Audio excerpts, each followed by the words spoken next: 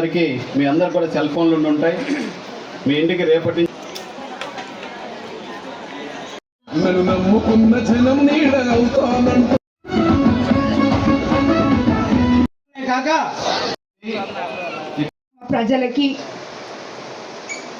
గ్రామ ప్రజలకి అనేదానికన్నా గ్రామ మహిళలకి, ఎందుకంటే ఇక్కడ అందరూ వాళ్ళే కనిపిస్తున్నారు నాకు. మీరందరూ నా కోసం వచ్చారని అనిపిస్తుంది.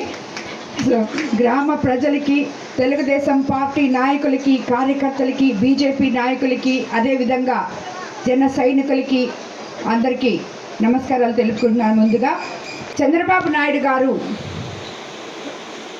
విజన్ ఉన్న ముఖ్యమంత్రి, అదేవిధంగా సంక్షేమము అభివృద్ధి సమపాళల్లో సమర్థవంతంగా ప్రజలకి అందించగలిగిన ముఖ్యమంత్రిని ఎందుకు అంటున్నామంటే, ఇందుకే ఈ 100 రోజుల్లో ఆయన ఏం చేసినా స్టార్టింగ్ ఎన్నో పనులకి మనకి స్టార్ట్ చేస్తున్నారు, స్టార్టింగ్ బీజం వేస్తున్నారు.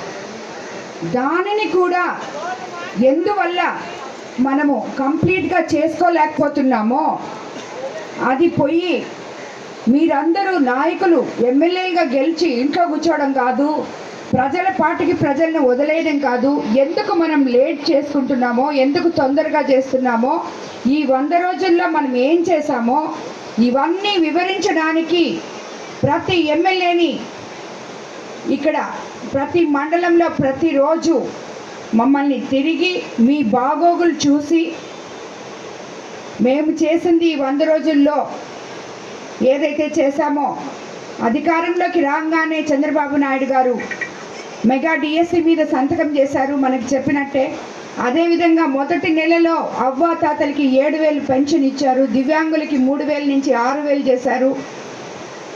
అదేవిధంగా మనకి రాబోయే రోజుల్లో ఇంకేం చేయబోతున్నారు, పంచాయతీల్లో ₹1 నిధులు లేకపోతే మనకి 15th ఫైనాన్స్ తరఫున కనీసం మనం చిన్న చిన్న పనులు చేసుకోవడానికి కూడా మనకి రూపాయి లేకుండా గత ప్రభుత్వం ఖాళీ ఖజానా ఇచ్చిపోతే 100 రోజుల్లో ఏం చేయాలి అని చెప్పి ప్లాన్ చేసి ముఖ్యమంత్రి గారు మీకు అందరికీ ఇప్పుడు ప్రతి పంచాయతీలో కనీసం మనం వర్షాకాలం వచ్చే లోపల సిల్ట్ తీసుకోవడానికి మనకి ₹4 ఇవ్వడం జరిగింది. సో ఇవన్నీ కూడా మమ్మల్ని వెళ్ళి అన్ని పనులు మీరందరూ ఎదురు చూస్తున్నారు.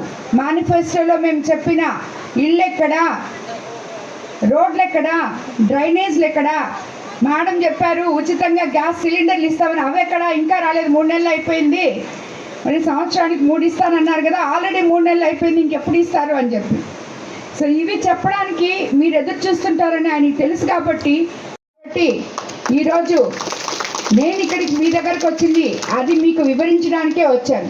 రేపు రాబోయే దీపావళి నుంచి మీకు చెప్పిన 3 సిలిండర్లు రాబోతున్నాయి. అదేవిధంగా నవంబర్ డిసెంబర్ నుంచి ఆర్టీసీ బస్సుల్లో ఉచిత ప్రయాణం కూడా ఇవ్వబోతున్నారు.